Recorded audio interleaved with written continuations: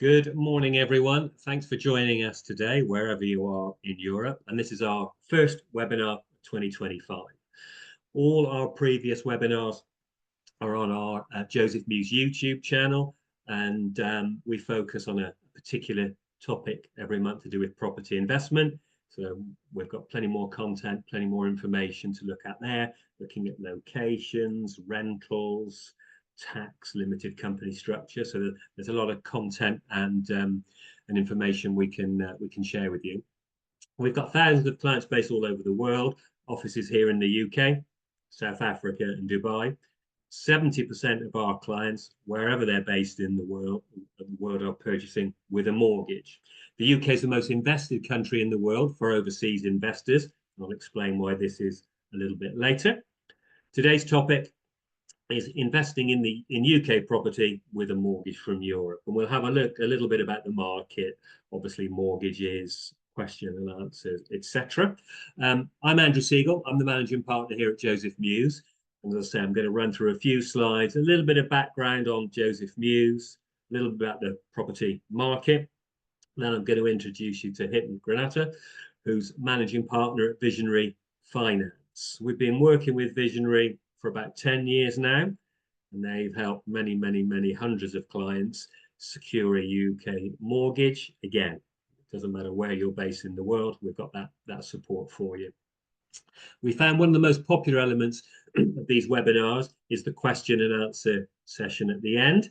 So of course, if you have any questions, you can fill them in on the box there at the bottom. You'll see the Q&A there. So fill in anything as we go along, and we'll cover that at the end.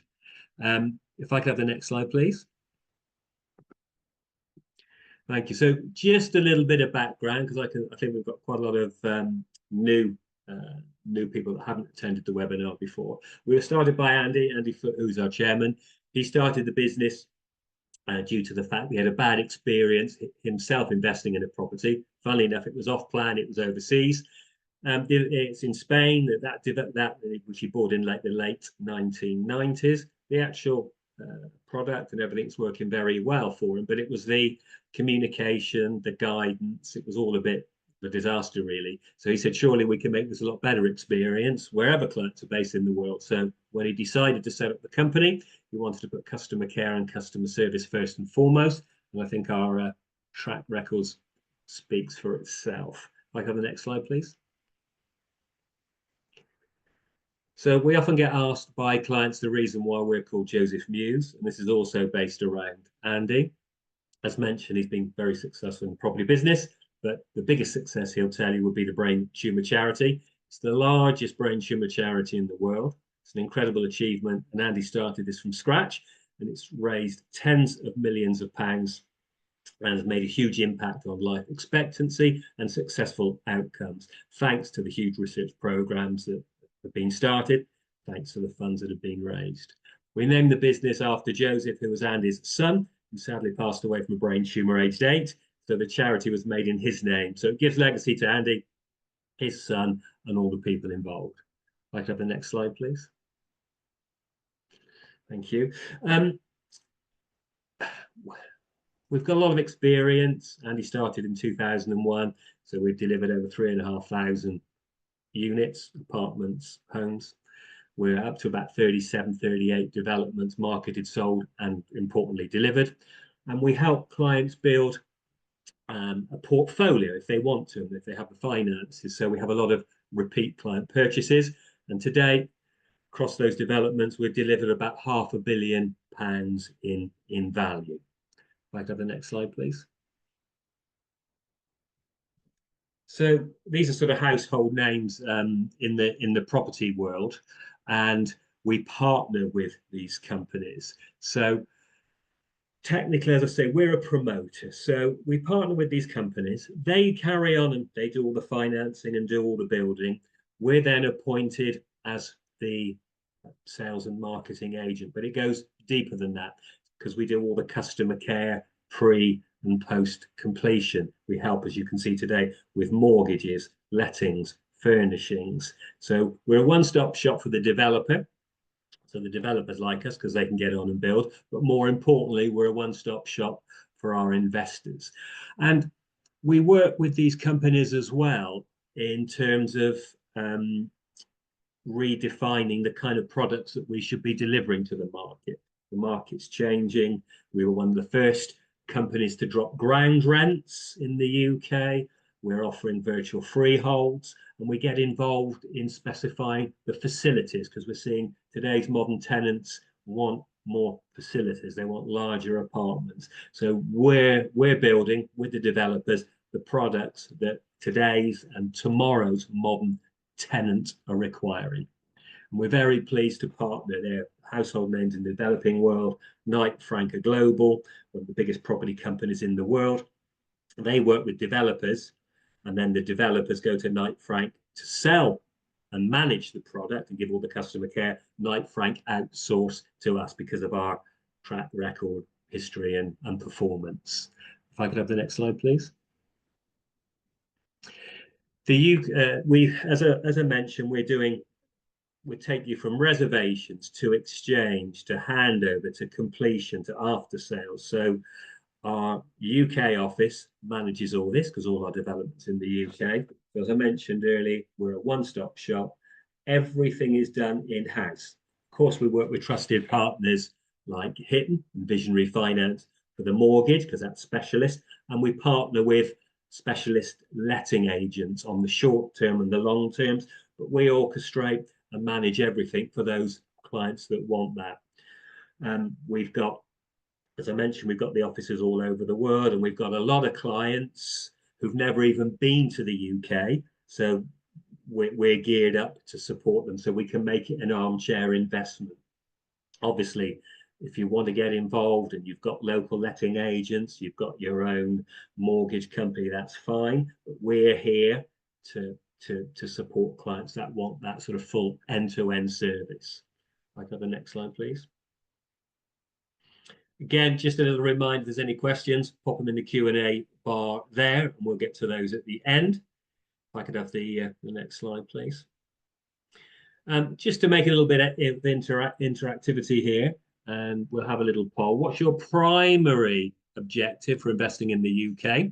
So if you tick a box, just give us an idea of the kind of thing you're looking at. Are you looking to build capital appreciation, so property value increasing over time? Are you looking to generate passive income, creating a long-term investment, or looking for something that will give you an immediate return? And then we'll cover these a little bit later on, but it's good to see. Okay. So everyone, I think the bulk there, generating passive income.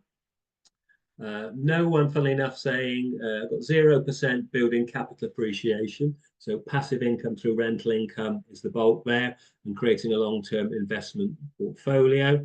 And no one particularly looking for immediate returns, which is good. Okay, thanks for that. I'll cover off some of these points when we look at the income and what the market's doing. If I could have the next slide, please. So we're going to have a look at a little bit about the current state of the UK market. If I could have the next slide, please. Funnily enough, one of the things that came up just now on the poll was the sort of one thing that people weren't interested in was the capital appreciation, but this is pretty strong. The UK is the most invested market in the world for overseas investors, and this is for many reasons. It's a very mature market. English law is very strong, so investors are well protected. And what this chart shows is the UK property price over a period from the late sort of 70s. And we're seeing, on average, every sort of 13 years or so, property prices are doubling. And as we'll see in a minute, that's a trend that's set to continue.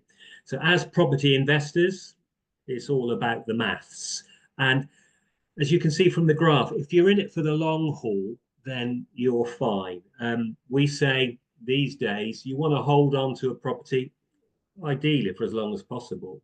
I keep my stuff forever, really. If you need to sell, you can sell. But really want to, with taxes and cost of sale, you want to really look at a minimum hold of 5 years to get the most out of it. You get in the rental yield and you get in the capital appreciation.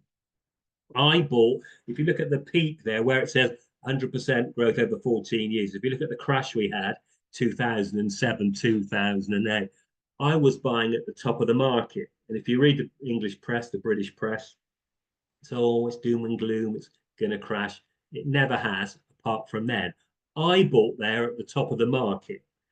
But of course, I've still got those properties. So as you can see, the market picked up in a very short period of time, and those properties have more than doubled in value. Mortgages paid off, so it's a cash cow. So it's looking at that in terms of capital appreciation. It's looking at that longevity, holding for as long as possible, and just maximizing that. But as I say, if you need to exit sooner for whatever reason, if you need to get your capital out, your equity out, your cash out, that can be done. If I go to the next slide, please. Thanks. Okay, so another poll question. What's your biggest fear when it comes to investing in UK property?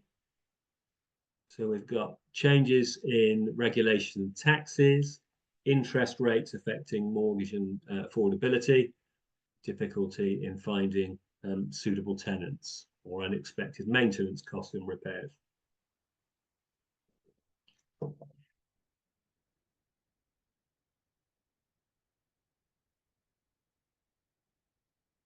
Voids. Okay. Thanks for that. So let's have a look and see what we've got here. So potential change in government regulations and taxes, that's 40%. We'll cover that. Interest rates affecting mortgage affordability. Again, we'll cover that. Voids, yeah, voids, as we'll see on the next couple of slides, voids aren't an issue. We've got hardly any people worried about voids. Unexpected maintenance costs, again, we'll have a look at that and show we how we sort of manage all these elements, if you like. If I could have the next slide, please.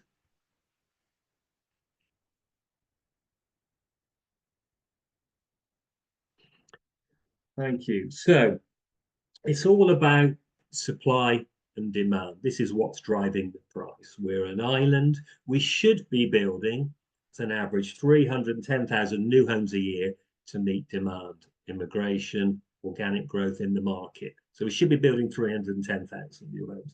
For decades, we've only been building 200,000 homes a year. And this supply and demand dynamic is just getting worse and worse. If in the UK we suddenly hit the targets that we never have done, it would take 50 years for that supply and demand misbalance, if you like, to catch up.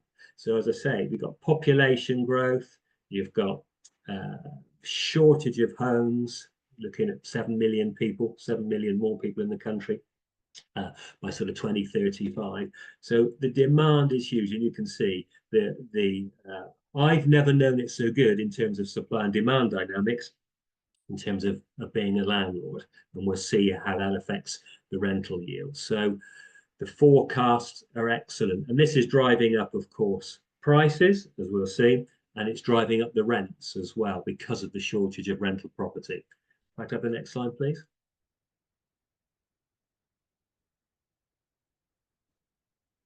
So what this shows is, on average, it's for every one property that goes onto the market, you've got 25 people fighting for that home. As I say, massive shortage of rental property in the UK. We've got a development up near Leeds in Wakefield, had a lady that had a property up there. This was September last year. It was a house. She put it on the market. She had 840 requests for viewing. So we mentioned earlier on the poll, you're not worried about voids, and you're right not to be worried about voids. The market is crazy. We're seeing people offering gazumping, as we call it in the UK. We're seeing people offering over the asking price for the rent, and rents increasing dramatically year on year because of this supply and demand dynamic.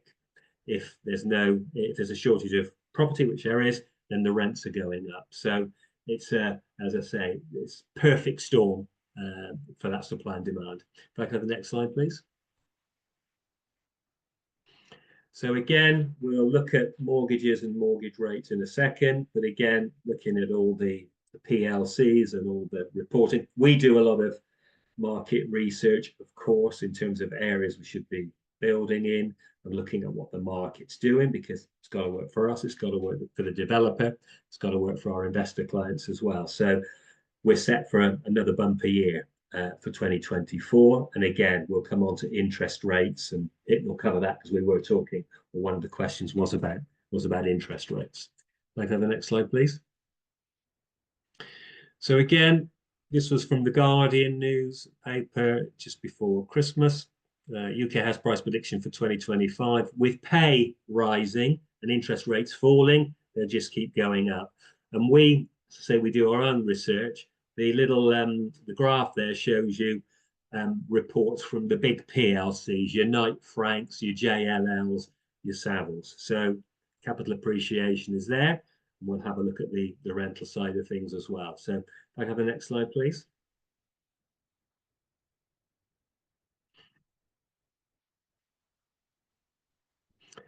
We have, and I'll touch on it with an example a little bit later, we have detailed cash flow summaries. So we can look at your rental returns, your mortgage costs, furniture, stamp duties, any capital gains tax, or capital gains will be at the back end. So we've got, unfortunately in the UK, got to pay taxes.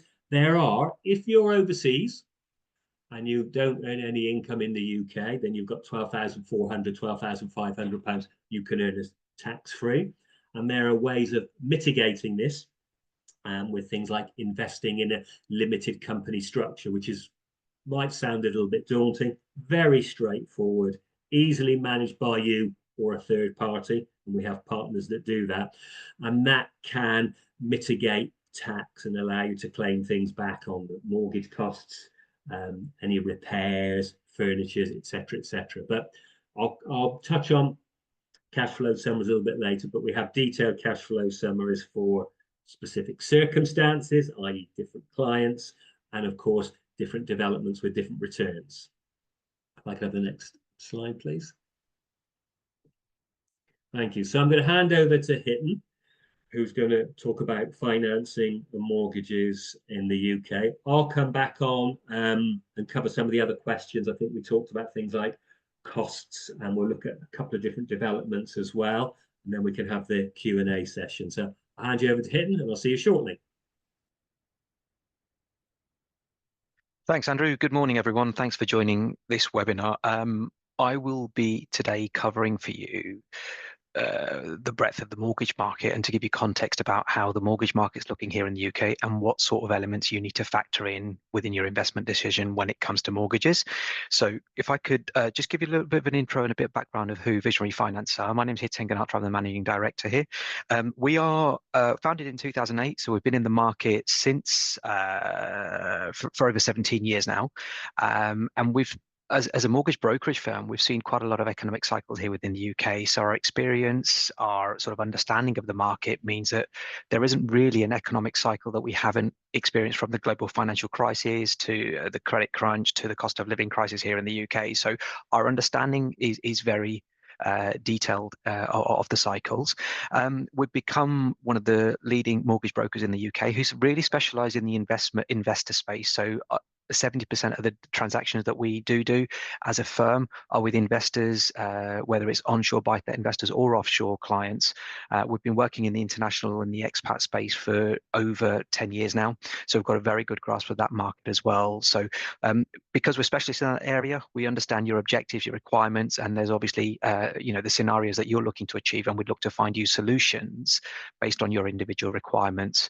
We give expert, professional, and impartial advice. So essentially, what that means is that we're working for you as the client to make sure that we're getting you the right mortgage options. We aren't wedded to any particular lender. We've got access to over 80 different lenders out there. We've assisted over 3,000 clients with their mortgage requirements. So our primary objective, is to make sure that your investment objective and your mortgage requirements are met. And of course, if it is available in the market, if the UK market is offering the product that you ideally want, we've got every intention to go and secure that for yourself. But from our perspective, it's a case of just making sure that we understand your parameters, your requirements, and then provide you with a tailor-made solution that meets your objectives. Can I have the next slide, please? This is a poll. The question that we'd like to get an understanding from yourself is, what do you think the biggest challenge in getting a mortgage as a European investor is? Is it the lack of credit history in the UK, opening a UK bank account, limited lender options, complicated application process? So your thoughts would be greatly appreciated on this.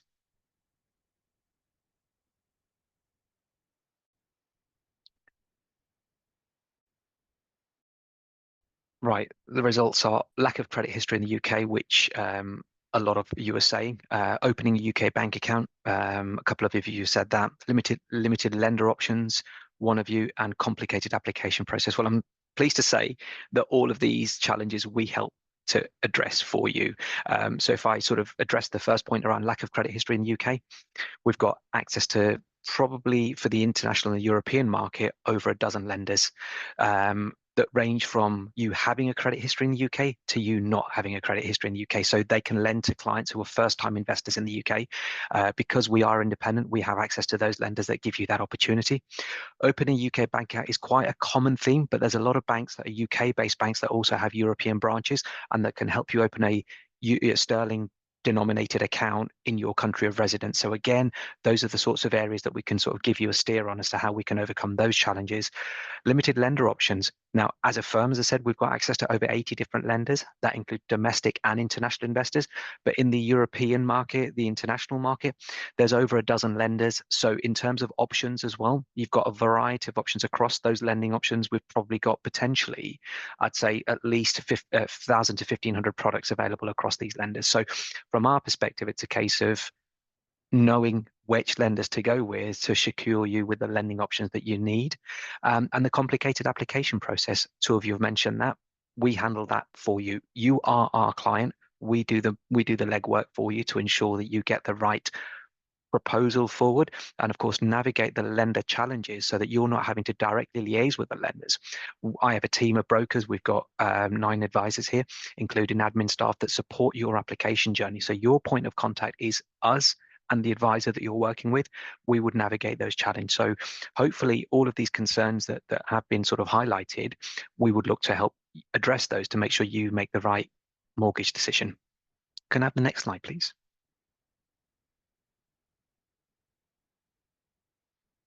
So the areas that I'm going to sort of really touch on is questions about, can I get a mortgage for my UK property purchase? How do I become mortgage ready? What costs are involved with buying through a mortgage? How many options do I have? What are the factors affecting mortgage eligibility and interest rates? And speaking to a mortgage broker to find out the best mortgage. So I've touched on some of those points, but we'll sort of go into a little bit more detail through the presentation. So if I could have the next slide, please. So what are the costs beyond UK property purchase price? So the first thing is deposit. The deposit that you require as an investor, and this is the same whatever type of investor you are, whether you're a domestic UK investor or whether you're an international investor. The minimum deposit required is 25%. Is what you'll need to sort of put down for the acquisition, and of course Andy's going to model the cash flow for you further along the presentation. Now, the way that the deposit works is that you put down the 25% and lenders offer 75% lending on that particular purchase. The more deposit you put down, the less risk the lender is taking, and so the mortgage are priced more competitively. So to give you an idea, at 25% borrowing, we've got access to lenders who currently have products in the market that offer rates of 4.99%, but there are conditions attached around that. So there's minimum loan sizes attached with that product. But because of our expansive knowledge and access to the lenders, we can find you the right solution. So if you're saying to us, well, I've only got 30% deposit, for example, can you find me the best available lender with a 30% deposit? We can absolutely do that. So most lenders today in today's market are offering the fixed rate product. So I think there was a poll that was put out about interest rate volatility in the UK market. There has been a lot of press around where interest rates are going in the UK. Most lenders are pricing fixed rates pretty competitively. And what that fixed rate does for you is it guarantees your monthly payment for a period of that fixed rate. So for example, if you're going for a 2-year fixed rate, you know that your monthly payments are guaranteed for that 2 years, irrespective of interest rate volatility. If you opt for a 5-year fixed rate, you know that your payments are guaranteed for 60 months without the interest rate volatility volatility. So it gives you that ability to be able to mitigate the variation in monthly payments, and it gives you that guaranteed cash flow at the end of it. So deposit is one key element of it. The next element of it, which again Andy's touched on, is the stamp duty land tax. Now that is a government tax and you can't borrow against that. So you need to make sure that if you've got, say, a 30% deposit, you've got sufficient provisions to pay the stamp duty land tax. And your solicitor, when Andy does the cash flow model, again, he'll be able to give you an idea of what that looks like based on the purchase that you're looking at. But the stamp duty land tax is determined by the purchase price of the property. And so you need to have the funds available to yourself to be able to make sure that you can pay the tax on completion of the mortgage or completion of the purchase. Then there's a conveyancing fees, which is the legal fees. Now that's your lawyer being instructed to represent you for the acquisition to make sure that the developer's lawyer, it effectively transfers the property to you on completion when you get the keys, and they manage that process on your behalf end to end. So again, there's professional fees of the lawyers to act on your behalf to make sure that you get title of that property. There are lender fees. Now, lender fees are broken down in a couple of ways, where you've got the product fee. So the way that lenders are pricing their products is that they've got a fixed rate, and then there's a product fee that's associated with that product. So for you to secure that product, the lender will charge you a product fee of whatever that might be for that particular lender. Typically, product fees range at different scales. So if you're buying in a personal name, a product fee could be £999. If you're buying through a complex structure, the product fee could be a lot higher. So again, it just depends on your sort of personal requirements as to what you're ideally looking for. And then the second element of the fee that the lender will charge is a valuation fee. So you'll buy a property, the lender will want to make sure that the property is worth what you're paying for it. So the lender will instruct a valuation for a valuer, an independent appraiser, to go out and say the property that you're purchasing is, say, for example, worth what you're paying for it. So if you're buying something for 225,000, they'll confirm the fact that it is worth 225,000. So again, there are two elements of the fees that the lender will charge.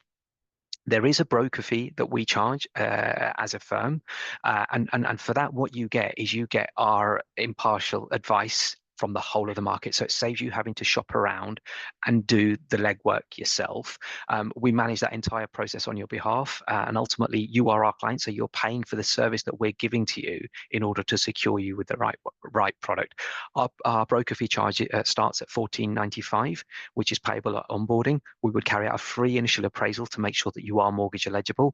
But at that point, once we've said that yes, you can do it and you're reserving, and we start the application process, at that point, our broker fee becomes payable.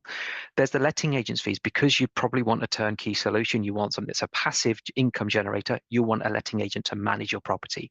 And of course, you just need to factor that into the costs. And again, Andrew, during his cash flow projections, will be able to give you an indication of what that equates to. You've got landlord's insurance. Now, typically when you're buying flats, the building insurance is covered under the service charge that you're going to be paying to the management company, but you may want to take content insurance out. Many landlords that we work with who are buying flats don't necessarily take contents because they're effectively renting out the property without furniture. However, you might want to consider that as a cost. There's the property maintenance cost, and again, when you're purchasing city centre apartments, flats, a lot of the maintenance is covered by the service charge that you're paying, so you're not having to maintain the upkeep of the building, which is the reason why a lot of offshore investors do prefer city centre locations and flats. But you've sort of got to factor that in, and that's typically priced on a £1 per square foot basis, depending on the size of your property, and it will be a service charge of £2, £3, £4 a square foot, depending on what facilities are being offered to within the development. And then there's the tax on rent received. Now, the tax rules are slightly quirky in the UK, whereby if you buy property in your personal name, the tax rules are slightly unfavourable, if I can say that, compared to you buying it in a limited company. But as Andrew mentioned, that setting them a limited company is a fairly straightforward process here in the UK, which again, there's partners that Joseph Mews work with that can give you a steer on how that works. Also, the rent received from a limited company means that you can offset the mortgage costs against the net income as well. So, for example, you net down the income from the gross income. So you're only paying tax on what's left at the end of it after you've paid your interest costs. So again, those are the costs and elements that you need to factor in. Can I have the next slide, please? So key factors lenders consider when assessing your mortgageability. The first and foremost is the credit profile. There's a lot of transparency within the European markets and obviously the UK market, so they want to ensure that your credit profile, your credit history is strong. Now, having said that, if you've got some blemishes on your credit profile, then we have access to lenders that will be able to give you options. It might be that they might charge a bit of a premium on the rate to factor in the risk element, but there are lenders, depending on your variety of credit profile, that we can get you lending for. Income profile is also key. So if you're working for an international organization earning good salary, by good salary I mean over 75,000 euros, then there are lenders here who would look at that and say, actually, yeah, you're a credible individual, we're going to lend, and we can go to what's known as a tier one lenders, that the sort of the primary lenders. But if you're, say, self-employed, then there'll be an element of understanding of your business, the longevity of your business, the profitability of your business, and of course we need to be backed up by sort of the accounts that you may have. Your accountant may need to get involved, etc. But again, varying different types of lenders have different profiles. So depending on the risk profile of the lender, depending on whether they're an A-rated lender who will want everything sort of sharp with your personal income profile, or we've got lenders that have got, will happily take a view on you as a client, but allow you to borrow at a slightly marginal rate to factor in that risk. Client experience is also something that is considered. Now, one of the key points is that if you've never invested in the UK, can you still get a mortgage? Of course you can. There are lenders that will lend to first-time buyers and first-time landlords in the UK. Equally, we've got access to lenders that will lend to experienced landlords as well. So there are a variety of options based on the spread of lenders we have to make sure that we try and secure you with the right mortgage option. Payment structure is another key consideration, and I'll talk about it in my next slide further up.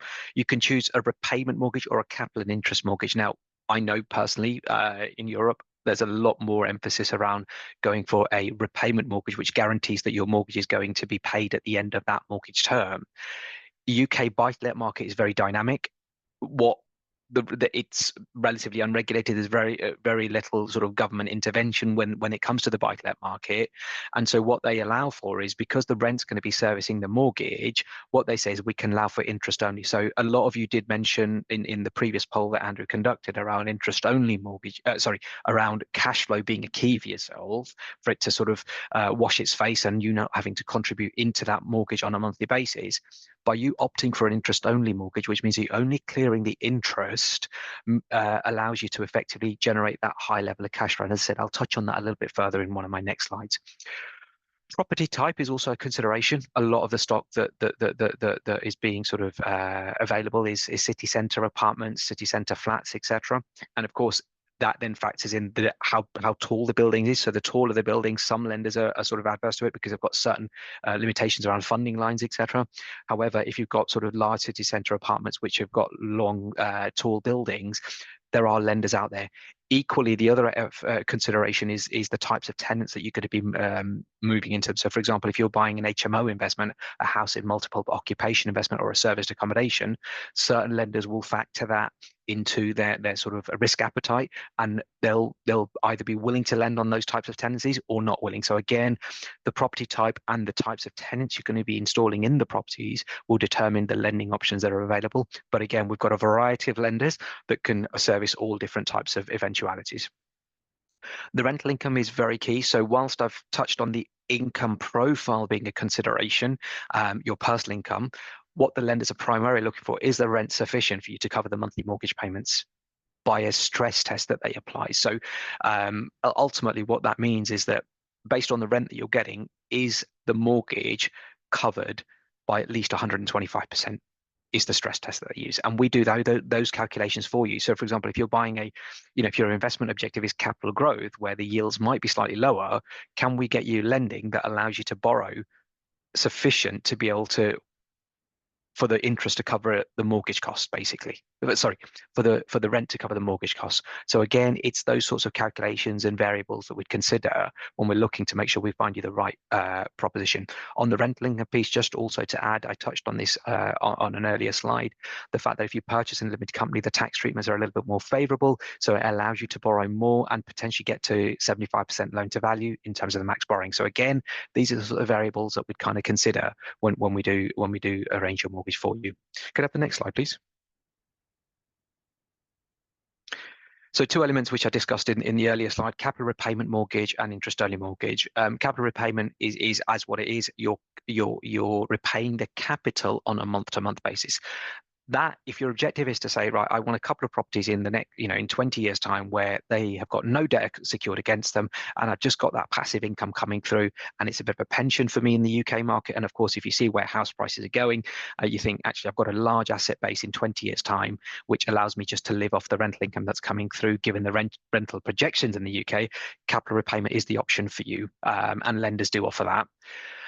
The other option is interest only, which is popular amongst most of our landlords. I think about 75, 80% of the landlords that we work with go for interest only mortgages, because what they are saying is that, look, over the years, if I build up a sufficiently large portfolio, I've got sufficient equity being built up because of the capital growth that we're seeing in the UK market due to supply and demand factors, that allow me to, in 20 years' time, maybe if I bought, say, 4 properties, maybe sell 2 of the properties and repay all of my debt that's outstanding, and be left with 2 properties that have got no mortgages on them. So it depends on your individual investment strategy. Also, interest only gives you a benefit of having a enhanced cash flow as well, because you're only paying the interest. So, for example, if you go for a 20-year interest only mortgage and borrowed, say, £200,000 today, in 20 years' time, that £200,000 would still remain. But if you look at the impact of inflation, how inflation erodes debt, that property's probably gone up in 20 years' time. And if you look at historical data of the UK housing market, if you bought a property for, say, 300,000, that property in 20 years' time, you'd expect to have at least sort of gone up by 75%, most likely to have doubled. So it's worth £600,000 in 20 years' time, but you've still got only a debt of 200,000. So again, it's the powers of sort of inflationary pressures that allow you to that debt to erode. So that's the reason why a lot of our landlords go for interest-only mortgage, just to make sure that their cash flow objective is met. So again, we would tailor that to your sort of the advice to you individually and what your objective is, should you decide to invest. I think that's my last slide. If you could just move on to the next slide, please, Sanjay. Yeah, there we go. That's me done. So any questions, please post them on the poll or in the chat, and I'll certainly be around at the end of the presentation to run through some of those questions. Thanks for listening, guys. Thanks, Him. Lots of interesting information there. We'll have a little poll or a little click at the end. So if you do want to have a sort of a consultation to talk mortgages with Hitton or someone from Hitton's company, or myself or one of the team here, to talk about any element of property investing, then we can arrange that at the end. If I can have the next slide, please. So we're looking at right locations. We're looking at UK property in general. We do a lot of research, and with the corporates, the JLLs, the Savills, there's tons of research out there. But we mentioned that property prices double. So does it matter where you buy? Well, yeah, because some areas outperform other areas, and it's all about getting the most. We want to get the best returns possible in terms of rental yields. We want the best capital appreciation. So we look at things like connectivity, for example. In Birmingham, which is in the middle of the UK, HS2, you've got the new high-speed train coming in, the new, like the bullet train that you've got in Japan, London direct to Birmingham. It's, well, they say a £57 billion investment. It's going to be more than that. It was due for 2027. It's going to be late. However, it's 40%, 50% built. So things like that for Birmingham city centre will have a huge impact on pricing, because it's making London and Birmingham, it's very, very commutable. The journey times to about sort of 40 minutes. So, and again, in a lot of areas, particularly in Birmingham, again, you've got the new trams in and around the city. So it's making the city smaller and opening up the city. We have a look at future developments. What else is going on in the city centre in terms of new developments we see in these build to rent schemes in the UK. So it's banks, investment groups, they're doing what we do, but they'll have whole development, 200 or 300 units, and they're not selling them. They're just keeping them for themselves, and they're renting them out, because, as we'll see, the rent, as we know, the rental market is strong, and it's all about that rental yield. So we're seeing a lot of banks moving into this sector because they know things we touched on earlier, things like the supply and demand. Then you've got things like regeneration and local economical factors. Again, what's happening? Public realm, public spaces, museums, galleries. So you want to have a look, and again, we do a lot of research at what regeneration is coming, because that's going to add to the demand and the price point, and again, pushing up the price points. And again, institutions, we've got a development that's commuter belt Leeds, and it's 20 minutes from Leeds. And again, you've got your PWCs, you've got all your PLCs in the areas that we partner with developers in. There's all of these key elements, which is why we don't work with many developers. We work with a handful of developers that are strong, that have the financing in place, and more importantly, that are building in the right areas. They're going to give us the best capital appreciation and the best rental yields. Then we look at jobs and market trends. Birmingham, as I mentioned, second biggest city in the UK. Leeds is the third biggest city by population in the UK. So again, we're seeing lots of jobs, and the market is increasing. Rents are going up, prices are going up. And again, something we've touched on earlier is this rental supply and demand. As I say, the demand in the UK is outrageous. In areas that we're developing in, there's something like 50% less rental property available than there was pre-COVID. So again, that's pushing up the prices, pushing up the rents, pushing up the returns to our investors. If I could have the next slide, please. And again, we don't develop in all these areas, but these are areas we look at. I mentioned Birmingham, massive amounts of regeneration, billions going in, the HS2 connectivity, growing population. Derby is nice and affordable. Leeds, Manchester, Liverpool, again, all sort of strong stories. We develop in these areas as long as we can get the right product at the right price.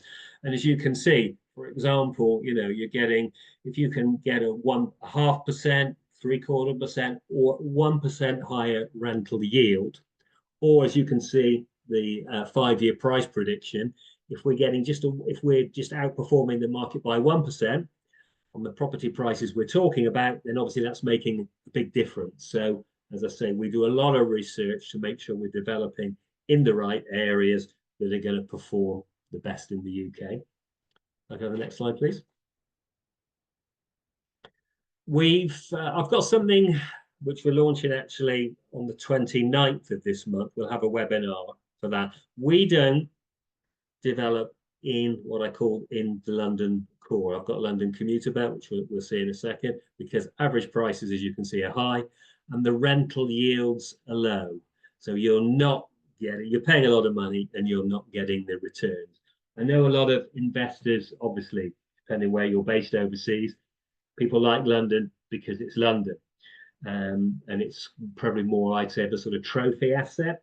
But again, you can do a lot better. You can buy property a lot cheaper with better rental yields, with better price prediction, better capital appreciation by going a little bit further afield. 70% of investors living in London aren't investing in London. They're investing further afield for a low price point, capital appreciation, and a stronger rental yield. Back to the next slide, please. And again, this shows that, because what we want as an investor, we want the cheapest price, the highest rental yield with the best capital appreciation. And going to that left of that line, left of the vertical, your Leeds, your Manchesters, your Birminghams, your Derbys, your Leicester, you're starting from a lower price point, you're getting the rental yields. Well, we're starting from a lower price point as well. If you're buying something for 200,000, it's easy to see it, as we saw the price prediction, it's easy to see the growth, and that's affordable and doubling in 10, 13 years time. You can easily see something at 200,000 worth 400,000. If you're buying something from $1 million in London, is it going to go to 2 million in that time frame? Are you getting the rental yield? Historically, not. So again, that's where we come in to making sure that we are building with our developers and we're promoting the best developments in the best locations. Can I have the next slide, please? Again, tons of research. You can get it all out there on the internet, and they're saying places like Sheffield, Bradford, Leeds are outperforming London. You've got a low price point and good future prediction, as I say, for capital appreciation and the rental yields. If I could have the next slide, please. So let's just have a look at a couple of investments that we've launched, just to give you a flavour of the kind of thing that we've got. This is the Halcyon. This is Leeds commuter belt. It's in a place called Bingley. We've got prices from £161,000. This is off plan.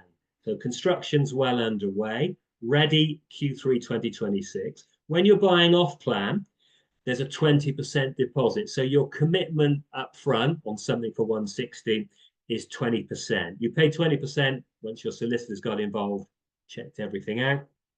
So you're paying that 20% within about a month's time. That's it. So that's you. You've exchanged, and then you're committed then to buy the property on delivery, Q3 2026. And then that's where we get involved, because we do all the lettings, obviously, with hitting the mortgages. And what you can do, because you've got to wait for delivery, you can speak with Hitton and his team now to make sure you're mortgage eligible as your circumstances stand at the moment. So you can check, you can say, right, okay, affordability, everything works. I feel comfortable committing, reserving, and putting down that 20%. We do build updates, we keep you informed, and then 3-4 months before completion, we're in touch to say, right, do you need us to let it? Do you need us to furnish it? How are you doing with mortgages? Let's get Hitton and his team back involved and get the mortgage up and running. So that's that kind of off-plan model. We have a couple of options that are ready to go, but buying this way is better because it gives you're buying it under market value.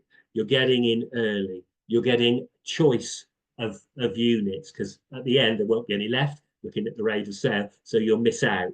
And prices increase throughout. And we have different phases and different releases within the development. This is still the first phase. So the second phase, prices will be a little bit more expensive. So your capital, your 20% is working for you in terms of that capital appreciation while the build is going through. If I have the next slide, please. This, I've got a couple of slides. We've got much more detailed cash flow summaries, and we can always arrange, as I say, meetings and particular cash flows to go through with clients on an individual basis, depending on unit type, circumstance, how much mortgage you're putting down. This shows something at the Halcyon. You're purchasing for 183,950. It's a 1-bed. You put a 40% deposit. You're interest only, 60% loan to value. So your loan amount is £110,000.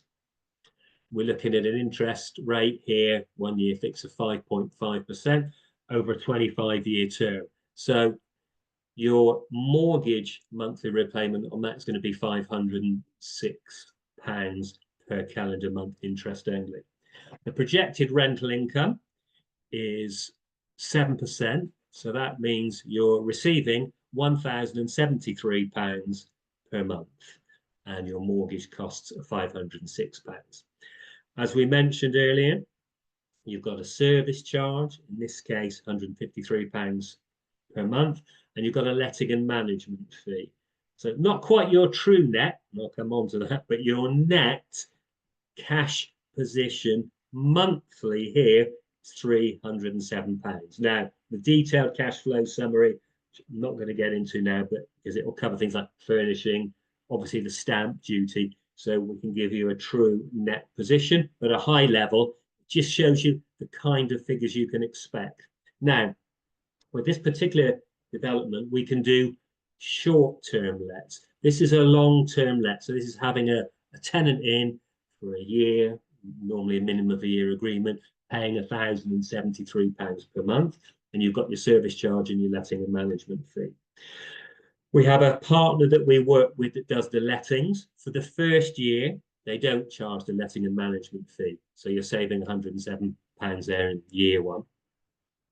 And also, we have a short-term letting partner that runs with corporates, and they're looking at giving a 7% guaranteed return, 7% net return. So there's different variations depending on the development, whether we do short lets, like corporate short lets, like a professional version of Airbnb, if you like, with corporate tenants. So There's various options, but as you can see there, in this model, even when we take into account stamp duty furniture, you're very much cash flow positive, £300 per month, 3,679 per annum. If I could have the next slide, please.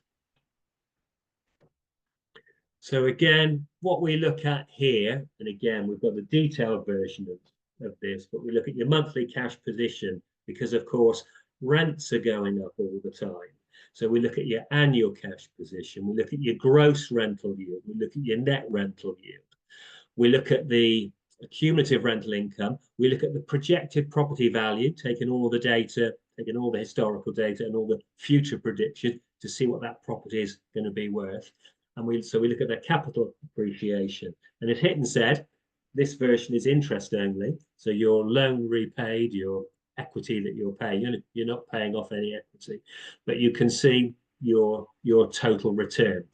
£49,000 per annum for the first 5 years. So you've got those figures. And what it does do, of course, because you're not investing £183,000, of course. So the return on the capital you've employed, of course, is a lot higher because you're only borrowing maybe you're borrowing 75%. You're using your own money. But I just wanted to give a flavor, but we drill down this into a lot more detail. We can do one-to-one Zooms or Teams and plug and play with the figures and go into a lot more detail. But I wanted to show you that it's cash flow positive monthly when you look at the rental yield. And then once you factor in the capital appreciation, as we saw property prices doubling every 13 years, and that's really when it starts to give you that sort of extra performance. If I'd have the next slide, please. We're seeing the modern tenants want larger apartments and they want facilities. So I mentioned the banks and investment companies are coming in with these BTR, build to rent facilities. So they're coming in and they're putting in things like fitness studios, yoga studios, dining, cinemas. And this is what we've got in the Halcyon. So as I mentioned, the price point is sort of from 160,000 and it's got world-class leading facilities. What we're seeing, and we've got all the information from the local agent, is with these type of amenities, we looked at a 7% gross rental yield. With these type of amenities, we're getting on average 30% higher rental yields. So we don't need to overplay that. We know we can beat those figures that we saw in the cash flow because of the sizes of the apartments and these amenities. Breakout lounge, there's guest suites. So if your tenant has someone staying overnight, there's 4 guest suites they can pay to use. And this is quite nice as well. What we've done here with the developer is the profit from the cafe, the profit from the serviced offices, that's like a full serviced offices, and the profit from the guest suites, surplus profit goes back to you as the investor, as the owner. So I think it's probably the first time it's been done in the UK. And again, I can get into detail on that, but it just means that it's an extra small, but an extra revenue stream for when your tenant is using these paid for services. Everything else is covered in the service charge and is no charge to the tenant. Hence the reason why we're getting up to 30% higher rental yields, because there's no developments in the UK like these with these kind of facilities, certainly at these kind of prices. If I could have the next slide, please. So this it shows the picture of the development from the outside. You've got parking, you've got the 2 blocks. The block is joined here by a glass walkway, and the facilities that we mentioned earlier on are spread within the across the 2 buildings. We've got the outdoor area there. Inside there, you can see one of the lounge areas as well. And again, they come with all the white goods, all the flooring. Some have walk-in wardrobes and large dining areas, large windows, as you can see. And we've got, again, plenty of fly-throughs, plenty more content and information and for anyone that's interested in any particular developments. We've got the cinema, we've got the lounge area there as well. All facilities that I mentioned that are included. Got the games room, meeting room on the left, meeting room and co-working spaces on the right. Got concierge, daytime concierge, gym, yoga studios, and you've got the Peloton there as well. So really world-class leading facilities, certainly at this price point. Say we're in a nice, beautiful location. You've got the rugby pitch, you've got the cricket pitch, you've got parking, and it's a short train journey into Leeds city centre, the biggest city in the UK, and Bradford city. That's the city of culture in the UK for this year. So perfect, perfect location, and you've got that commutability, and you've very much got that the large units, and you've got the low price point. Let's see what the next slide is, please.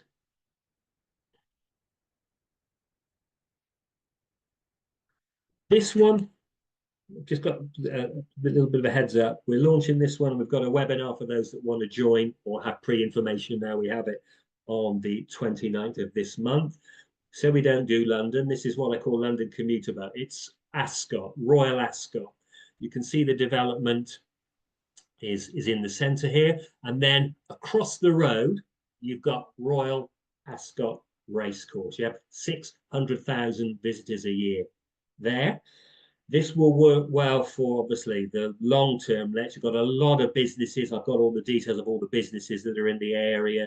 So you've got very much it's self-sufficient in terms of the short-term lets and the long-term lets. You're close to London, you're close to Heathrow Airport, all the golf clubs. So it's very much a, for want of a better word, an upmarket area in the UK.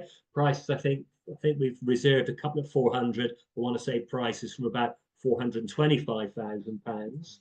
So it's this particular one's a 10% deposit. We've just revisited those average rental yields, and they are higher, particularly if you go down the serviced accommodation. And again, if it's something that could work for anyone, let us know. We'll have a separate meeting. We can drill down into the financials. There are houses, townhouses and apartments, and there's a delivery from Q3 25. So we're actually delivering, or have delivered some units now, and then the rest we're building and delivering from now until I think it's April 27.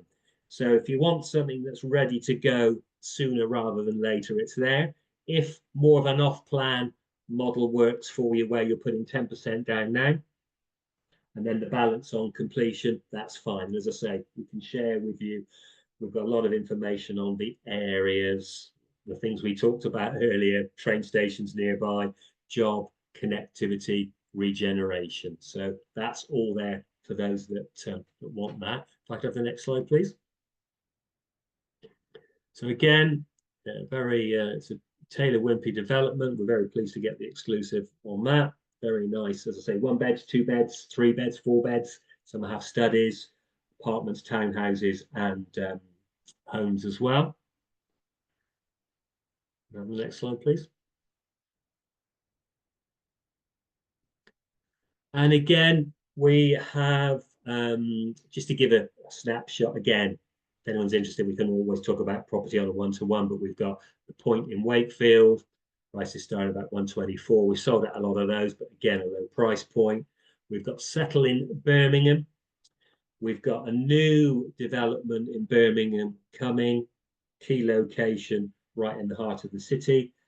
Just been signed off yesterday. Official launch will be in a month. We'll invite you all to the webinar. We are taking deposits as soon as we're waiting for brochures, floor plans. We have Lockside Wharf. This is completed. We kept some back, and we have some 1 beds in Lockside Wharf. Again, Birmingham city centre. We have Bracknell. That's completed stock. Again, we kept some completed stock for homeowners and, of course, for investors.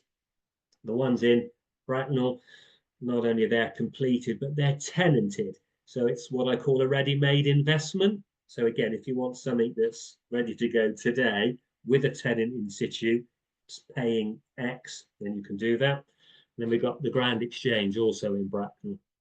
And we have a strong pipeline of projects coming in the right location at the right price point.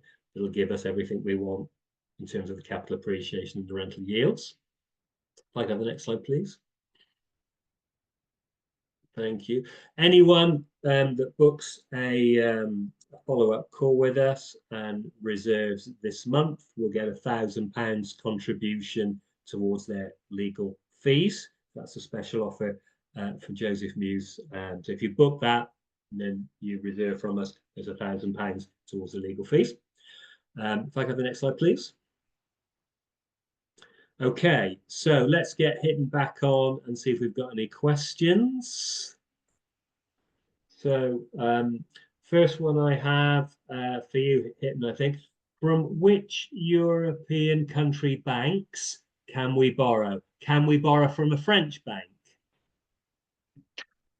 The answer to that question is, for UK property, it will be down to the individual European banks to see where they've got the risk appetite to lend on UK property. The banks that we would approach are UK regulated banks. So they understand the UK market.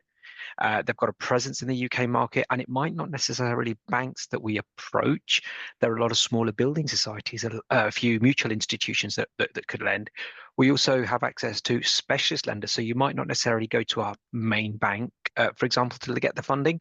We'll go to specialist lenders who understand the investment, the buy-to-let market, and have a proposition, products that allow for European nationals to acquire in the UK. So it would be UK registered regulated entities that we would approach because they have a better understanding of the UK property market. Thanks for the question as well. Yeah, this on that one. Yeah, most people, I guess you're seeing it's probably 95%, is it, or a high proportion? It's all UK, isn't it? Correct. Yeah. Brilliant.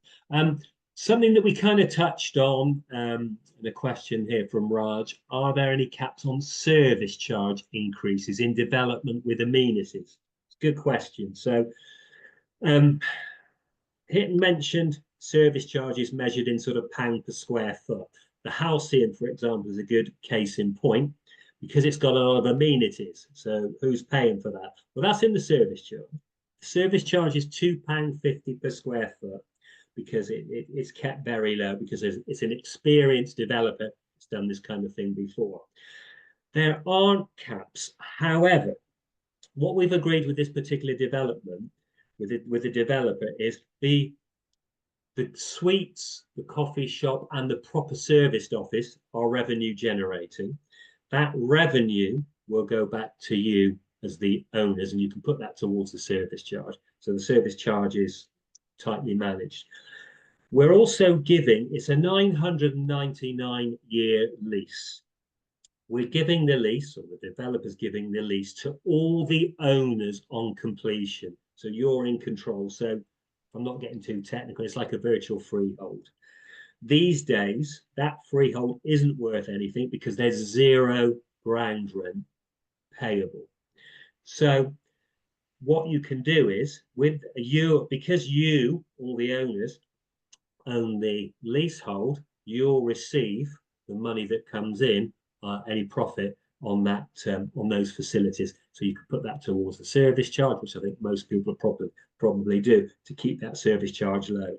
Also, what we've done, yeah, cinema. It looks fantastic. A lot of amenities. We haven't got swimming pools because that's super expensive, but those amenities cost very little to run. The ones that do cost are things like the concierge.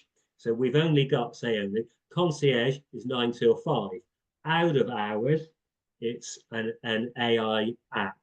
So again, that keeps the cost down. The gym is a cost, of course. And that's about it, really. The other spaces are spaces that couldn't be used for apartments, just the way the building is designed. So they are very easy. We've got a golf simulator. Again, once that's installed, it's all budgeted for and paid for. There is no charge here. So again, by giving the lease back to the owners, it puts you in charge because there's a block management company that will put the developer will put in to manage that. So if suddenly the service charge increased, you can say, right, well, we're getting rid of you. We'll go out to tender and we'll work with another block management company. So a long a long answer to a short question, but there are lots of ways that you can protect yourself, because service charge, of course, is an issue. If service charge goes up high, as we saw from one of the cash flow summaries, and that can, you can end up paying for it or end up getting a sort of lower return. Anonymous attendee, does my one for you, him, does my age come into a lender's risk appetite? So the good thing about the UK is that, and I know it's different in certain European countries, but essentially when you're doing a buy-to-let mortgage, because the regulation is very light touch, um, lenders on a the way that lenders look at it on a buy-to-let perspective is the fact that it's not your income or your age that's a factor. It's the security, the property, and the fact that it will be the tenants that are going to be paying your mortgage. So ultimately, we've got access to lenders that go up to the age of 80, 90, even 100 years. So no, it doesn't in theory, because it will be the rent that will effectively be covering the monthly mortgage costs. And of course, despite your age, just to add to that, despite your age, you're still going to have that property as a rental investment. So the age doesn't come into consideration, because the property will be tenanted. Lovely, thanks for that. Hopefully that's helped. I've got another question here. What's the average void period and how can it be minimized? Supply and demand is crazy. Our chairman's had about 15 properties in Birmingham for 25 years. The worst void he's ever had, come COVID, come Trump, come trusts, come wars, come recessions, is 2 weeks. So as I say, we are probably going a little more into a European market. And by that I mean we're more generation rent. More and more people are going into rented accommodation. So it's literally a matter of days. With the new developments, we have a show flat that'll be ready before the actual development is completed. So with the short-term let providers, the long-term let providers, we get them all round beforehand, and it's not uncommon to have them let the day you take your keys. And we kind of drip feed the units onto the market as well, because with mortgages you'll be completing at different times. So that's nothing to worry about. And again, we'll manage that, and that's part of what we do for all our investors. We're end-to-end service. We'll get it tenanted, we'll get it furnished, and we'll get it let out as soon as possible. Thanks for that. Another question, Sophia. What's best, studios, 1 beds, 2 beds, 3 beds? Again, back in the day, I suppose flavor of the month was probably more 2 beds, because you could have a person sharing, spare room, etc. Honestly, these days, it doesn't really make any difference because there's such a shortage. In that development, the Halcyon, it's 147 apartments in total. There's only 3 1-beds. So the 3 1-beds will rent because there's only 3 of them. We've got more 1-beds there because that's what the market shows us. And 1-beds are cheaper to buy, cheaper to rent, cheaper from a utilities point of view, from a tenant's point of view, and there's just a great demand. More and more people are living on their own, and of course they want to get out on the rental ladder, and so it's cheaper than a 2-bed. So 1-beds are very, very popular at the moment for that reason. But again, whatever you've got, I've got a lot of studios which people hate. Some of them are below ground level. There's hardly any light, but they're some of my best performers because they're cheap. You don't necessarily get the capital appreciation on a studio apartment, but again, from a rental point of view, it works really well. I think I've got another new question that's just come in.